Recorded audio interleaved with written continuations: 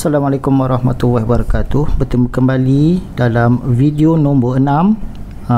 Kita masih dalam topik integration. Kali ini kita bincangkan tajuk integral of power.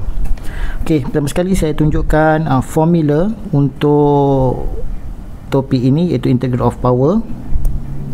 Okey, diberi satu fungsi ax kuasa n dx ni sama dengan a x n campur 1, kuasa yang asal campur dengan 1 dibahagi dengan kuasa yang asal pun sama campur 1. So make sure yang atas kuasa ni sama dengan bawah ni lah. Dan jangan lupa campur dengan c, sebab ini adalah indefinite integral. So ini adalah formula untuk mengira ni lah. So tolong file.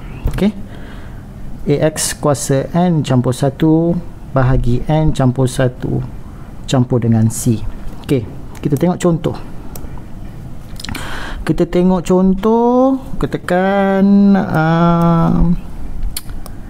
x kuasa 3 dx. So kita masukkan dalam formula ni, kita akan dapat a itu adalah sama dengan 1. A itu sama dengan 1. 1 tak tulis lah 1 x 3 campur 1 bahagi 3 campur 1 campur dengan c. So kita akan dapat x kuasa 4 per 4. X kuasa 4 per 4 campur dengan c.